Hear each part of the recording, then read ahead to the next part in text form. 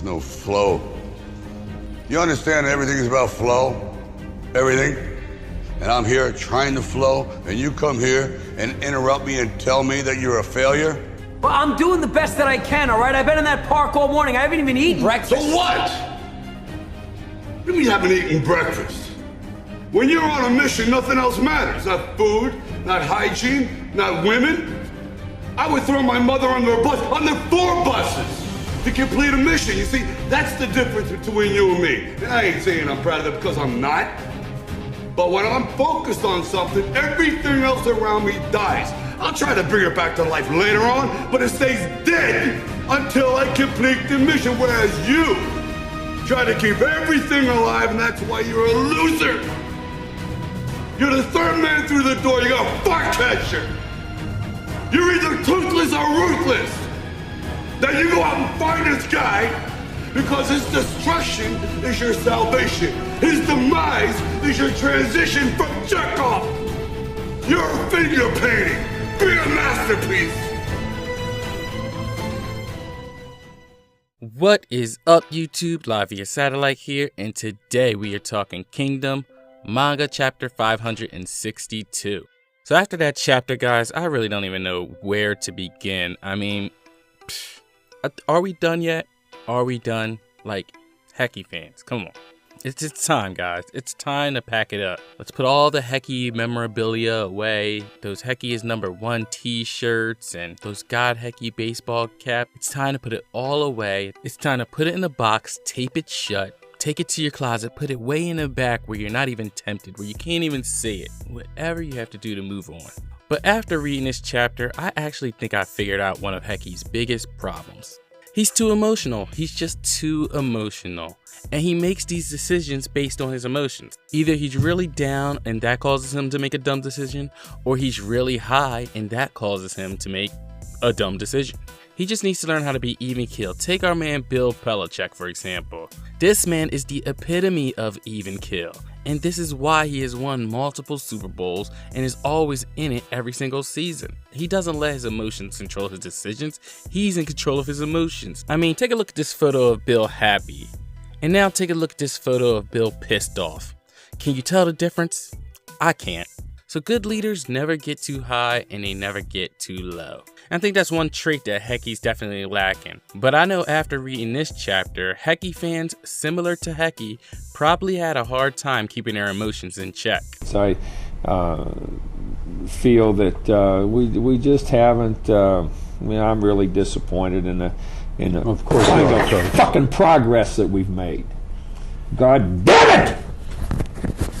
Fuck this show. Take this fucking show and forget it. Forget fucking basketball. Alright, so the chapter starts out with a cover page of Bunen, and to be honest, what really stuck out to me was Bunen's design. I mean, he has all these masks on the front of his armor, and I just think this shows how much of a warrior he is, because he's collected the masks of people he's fought personally, and these are probably general level opponents, or else why would he bother even placing them on his armor to begin with. And I also thought it was pretty cool to see that his weapon of choice seems to be a sword. So overall, I really liked his design, and I think whoever winds up having to face him in the end is definitely going to have their work cut out for them. But the actual chapter begins with the Heki army still cutting easily through the Kwangrang army, to the point where they've actually broken through and are able to see Bunen's HQ. Heki can hardly hold it together as he can almost taste victory in the air. Even though the enemy HQ has launched an attack against them, Heki feels that they still have numbers on their side as well. And since they've come this far, all they need to do now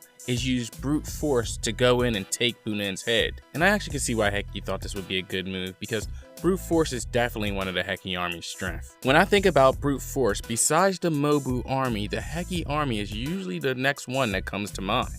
Look, I couldn't even say that with a straight face. Heki of all people should know that brute strength is definitely not his forte. Come on, get that up! Nope, that ain't happening. And as the two armies are about to clash, all Bunen can say is idiots. And we see why he says this, because in the very next panel, we see that the Quinn soldiers are outmatched. One gets decapitated, another gets stabbed straight through, and one gets cut clean in half. And as Heki's looking on at this massacre, we see that things aren't even close. But at the moment, Heki doesn't have time to figure out what's going on because one of these enemies is headed directly for him. And as the enemy attacks, Heki's able to block this blow at the last second. But here's where things get a little bit crazy, because even though Heki was able to block this attack, it was still so strong that it was able to 1. Break Heki's armor, 2. Have Heki's mouth gushing blood, and 3. Get him sent flying somersault style off his horse. And this wouldn't be crazy if this mysterious rider happened to be Bunen, but apparently this is just some random fodder. And this is just embarrassing because I know this is meant to show how strong these Kwangrang troops are, but I don't think I've ever seen another general in all of Kingdom be thrown from their horse in such a fashion by random fodder. I just don't think I've seen it. Not that I would, but even if I wanted to, I couldn't even argue the fact that everybody's calling them trash. I mean, it's so bad that if Heki were a rapper, he'd probably have to adopt it as his official stage name. That's my character. I'm the trash man. Trash man. Trash man. I'm the trash man. Trash man. Trash man. I'm the trash man. Trash. Trash. Trash. Trash. Trash. Trash. But then we get to see that the Heki army infantry have also made their way through to close in on Bunen's HQ. But what they see surprises them as they notice that the Heki army cavalry is actually being slaughtered. And even though they wanted to go and aid Heki's cavalry, they were unable to because some more Kwangrang infantry were making their way straight for them, giving them no choice but to go and engage them first. But as they engage with these Kwangrang, we see that these aren't your normal run-of-the-mill troops either, because they join the fight with a bang, even jumping over the front lines to engage the enemy. And we see that the Quinn soldiers are struggling with these guys. They're even so fast they're leaving after images. And we see that the Heki army is starting to realize that these are no ordinary soldiers and that they need to form up squads because they're not going to be able to handle these soldiers individually. Back over at Heki, we see that he's regaining consciousness from the hit and run he was involved in earlier, and one of his commanders can't seem to understand what's up with these new enemies. He says they're nothing like the ones they fought before, but Heki brings up the fact that these are actually Bunen's elites, and that he actually misread Bunen. He never could have imagined that Bunen would have been such a cautious man that he would have had all of his most powerful troops guarding him at the HQ. But we then find out that even this assumption is wrong, as a man by the name of Gilly shows up, asking Heki does he really believe that his men would serve as protectors when each one of his men is easily worth 10 of his, and then putting somewhat of an exclamation on his comment by lobbing one of the Heki army soldiers' heads onto the ground as if it was a piece of junk. He then tells Heki that the true purpose of his unit is to destroy the enemy when they venture deep into the formation after exhausting all their strength fighting through their grunts at the front. This method allows them to use their overwhelming strength to execute the enemy and not leave a single survivor, and that this is the type of fight their commander Bunen enjoys watching. And then one of Gilly's men asks if that man was one of the enemy commanders by the name of Heki. And Gilly does say that this is correct, but the Heki disrespect continues because Bunen has no interest in taking Heki's head. Instead, Gilly commands that his men shred Heki's face beyond recognition. But before they can do this to Heki, they start out practicing on a few of Heki's men who dive face first into Kwangrang swords in order to protect Heki-sama. And as Heki's men are dropping like flies, they request that Heki save himself. But then we get a commotion on the battlefield that attracts everyone's attention. And we see that the Mera tribe has arrived and they are wrecking the Kwangrang. Like, you literally see on the horizon nothing but Kwangrang bodies filling the sky. And as Heki's realizing that it's the Mera tribe, you can tell by his face, he knows he just dodged yet another bullet.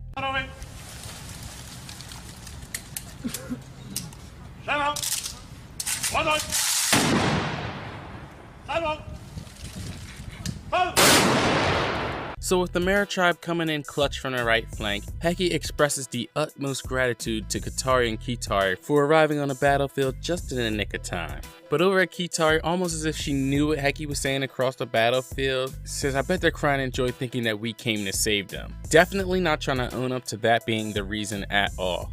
Gilly seeing this sends his men into the fray, and as we see these cavalry start to clash, we see quite a few of the Mera tribe are actually starting to be taken out, and it almost looks as if the Kwangrang have an upper hand, but looking carefully it's easy to see that they're actually evenly matched. And in fact, Heki notes that there's 2 spots where they actually have an advantage, and those locations are actually where Kitari and Kitari are leading their own personal units.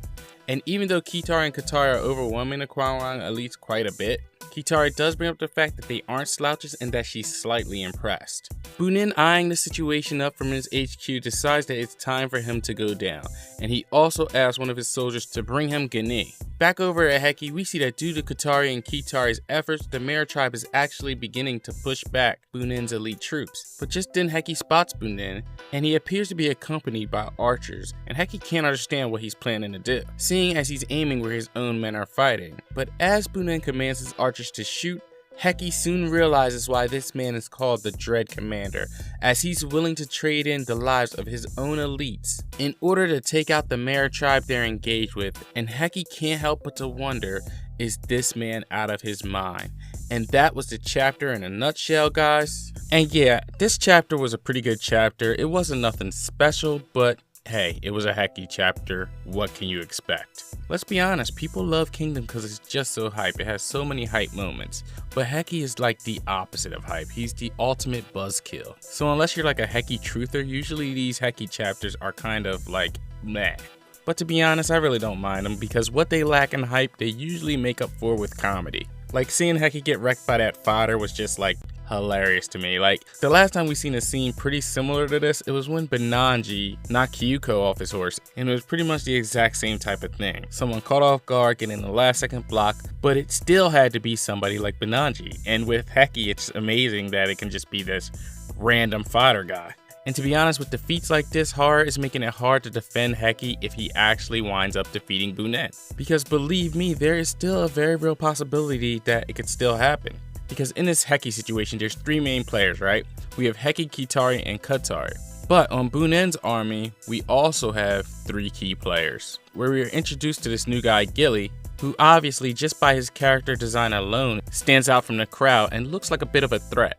Because with his face all stitched up and the fact that we now know his name, it looks like he's there to be an opponent for somebody. And then toward the end of the chapter, Bunin actually called for another character, Gani, who we didn't even get to see this chapter. So I'm expecting him to make an appearance next chapter. And maybe this guy is such a beast that it's why Bunin really didn't give a damn about killing his own elites while taking out some of the Mera tribe. And then the fact that we also have Bunin himself makes it like a 3-on-3 with this battlefield. So any of the three could possibly beat Bunin, but I really think despite everything that Hara is doing now, he really wants to give Heki some sort of an achievement. But if Hara's going to wind up giving Heki this kill, he has to tread carefully because he's crapped on Heki so much that it's going to be hard for the fan base to really actually buy it. But I still think it's doable. Listen, there was a fight in Kingdom where Sekio, after being pierced in the side, can barely walk, was able to beat Hokaku in a 2 versus 5, all because Hokaku said he was going to be taking advantage of Sekio's wife once he was dead. And that alone allowed for Sekio, I'm pretty sure who was an untrained royal, to do a wall run, and while on this wall run still get stabbed yet again and dodge 4 soldiers while having enough strength to take out Hokaku. So if he can get something like that off, even though Heki's been looking bad, he may wind up being able to take Bunin's head. And I'm just going to stick with what I talked about in the previous review when I said that somebody like Katari may die, because you know Heki really doesn't have to fight Bunin at full strength. Somebody like Katari could fight him and maybe wind up dying, but prior to dying actually wounded Bunin enough that it puts Heki and Bunin on more of a level playing field. Not to mention the boost that he would get from Katari dying, because you gotta remember, Katari's the one who's been supporting him ever since this battle started. Like, he's always been in Heki's corner. So I kind of feel like if Bunin kills him, that would give Heki that extra boost he needs to overcome his limits to be able to beat Bunin. And at the same time, this would also get him the respect of Kitari, who we all know despises Heki. But after seeing him man up like this and avenge her brother, could actually become a little softer, a little warmer, a little more inviting toward Heki. So that's just like one way I could see it playing out. But Hara has a lot of options, so we'll just have to wait and see what he does with this. So that about wraps up everything I wanted to talk about in a chapter. So let's move on to the comment of the week. And this week was a tough week, man. There were a lot of great comments, but I really like this one by Carlos Simba, because even though most of us knew that Heki was walking into a trap, Carlos made a great connection, stating that the last time we saw somebody mutter under their breath, "What an idiot," the way Bunin did last chapter, was a much more famous incident when we had Osen toying with Ordo. And after seeing that comment, that was like the last nail in the coffin for me, for what I thought Heki's fate was going to be in the next chapter, because we all know how things turned out for Ordo. But anyway guys, that about does it for this week's review. Let me know what you guys thought of the chapter in the comment section below. Please leave a like if you guys enjoyed the video, and feel free to share, comment, and subscribe. Peace out.